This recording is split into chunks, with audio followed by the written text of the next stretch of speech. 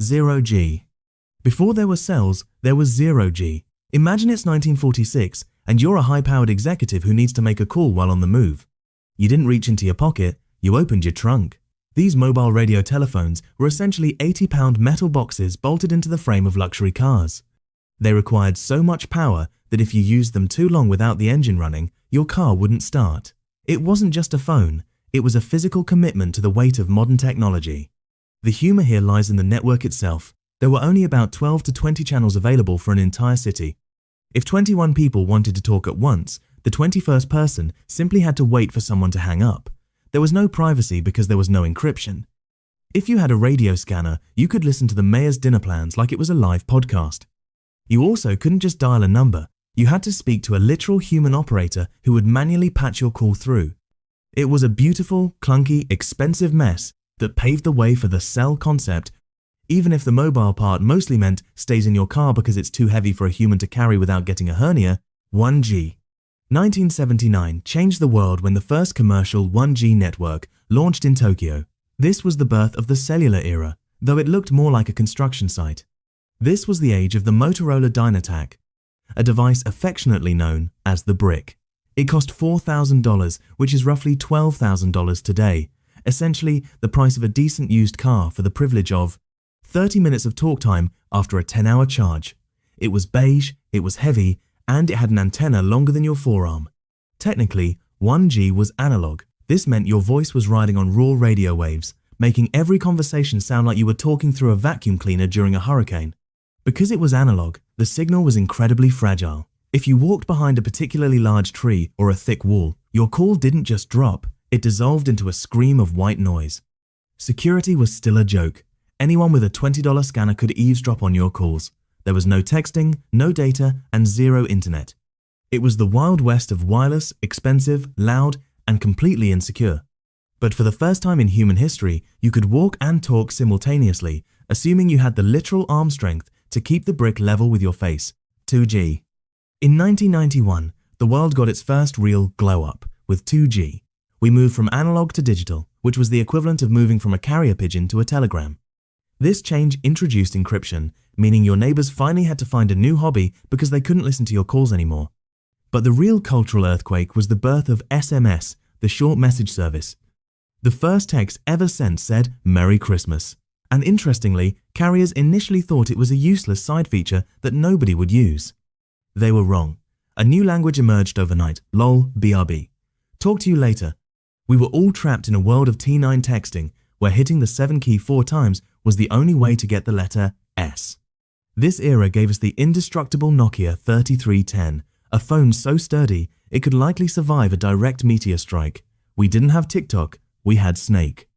If you could play Snake under your desk in school without looking at the screen, you were a god among mortals. Speeds were a blistering 9.6 kilobits per second, so slow that downloading a single modern meme would have taken until the following Tuesday, but it didn't matter. We had custom polyphonic ringtones, we had Snake, and we had the ability to send a U-up text for 10 cents. 3G. The early 2000s brought 3G, the awkward teenage phase of mobile tech. It promised a mobile multimedia future, which at the time meant video calls that looked like security footage from a haunted basement. However, 3G did one vital thing. It made the smartphone a reality. Without 3G's data capabilities, the 2007 iPhone would have just been an expensive iPod that could occasionally make a call. We finally had real internet, though the loading bar became the most viewed content on the planet. This was the era when we stopped looking up at the world and started looking down at our palms. We began checking emails and browsing actual websites instead of the stripped-down WAP versions that looked like they'd been faxed to us from 1995. The speeds reached 2 megabits per second, which felt like warp speed at the time, but in reality, watching a YouTube video involved more buffering than actual watching. It was the moment the mobile web went from a nice-to-have to a can't live without. It was slow, it killed your battery in 2 hours, and it made your phone get hot enough to fry an egg, but the foundation for the modern, always connected world was officially laid. 4G LTE?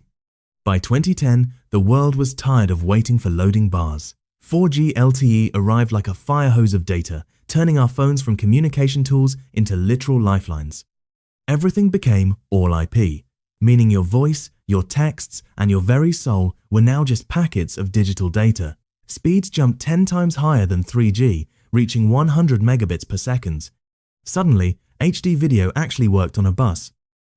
This era birthed the gig economy. Uber, Instagram, and TikTok only exist because 4G was fast enough to track a car or stream a video in real time without a glitch. But 4G also meant you were never truly away. Your boss could find you on Slack, your ex could see your Instagram stories, and our collective attention spans withered to the length of a 15-second clip. We traded our privacy and our quiet moments for the ability to stream 4K cat videos while sitting in a doctor's waiting room. It was the all-you-can-eat buffet of connectivity, and we all gained 10 pounds of digital clutter. 4G turned the phone from a device you use into an external organ you can't survive without. It was the peak of the smartphone era, where the hardware finally caught up to our wildest digital ambitions. 5G. 2019 brought the 5G revolution, promising we'd all be living in a sci-fi utopia with remote surgeries and self-driving cities. The marketing made it sound like your phone would turn into a lightsaber.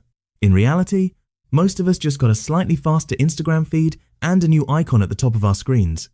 5G comes in two flavors: sub-6, which is reliable but not much faster than 4G, and millimeter wave, which is insanely fast but can be blocked by a single wet leaf or a particularly thick sneeze. The real magic of 5G isn't the raw speed, it's the latency. 5G responds in about 1 millisecond, which is faster than the human brain can process a blink. It's designed for the Internet of Things, a future where your fridge talks to your toaster about why you haven't bought milk, and your car talks to the traffic light to prevent a crash. It's a tech marvel that we haven't fully grown into yet. Currently, it's like having a Ferrari engine inside a lawnmower. It's impressive to talk about, but there aren't many places where you can really open it up and see what it can do. It's building the infrastructure for a future that hasn't quite arrived yet. 6G. Expected around 2030, 6G is where things move from fast to impossible. We're talking about speeds of 1 terabit per second. To put that in perspective, you could download 100 high-definition movies in the time it takes you to blink once. But 6G isn't just about downloading things faster, it's about holographic telepresence. Researchers are working on tech where your friend isn't just a face on a Zoom screen, but appears as a full-scale 3D projection in your living room, appearing so real you'll try to hand them a drink. There's even serious talk about human bond communication, where the network uses the human body as an antenna or even integrates with brain-computer interfaces. Your phone might not even be a glass rectangle anymore. It could be a contact lens, a piece of smart clothing, or a chip behind your ear. We're moving toward a world where the internet isn't a place you go, but an invisible layer of intelligence over everything you see. It's the Internet of Senses, where you might actually be able to touch or smell digital objects. It sounds like a Black Mirror episode, but it's the next logical step in our quest to never be alone with our own thoughts ever again. 7G. We're now entering the realm of pure speculation and white paper dreams, but 7G, slated for the late 2040s, aims for space-integrated networking.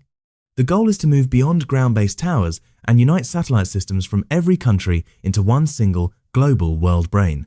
This would offer zero-distance connectivity, no more dead zones, even in the middle of the Sahara Desert, the depths of the ocean, or a research base on the moon. We're talking about mind-to-mind communication, where the latency is so low and the bandwidth so high that the line between human thought and digital data completely disappears. It's a future where the entire planet becomes one giant, pulsating network of information.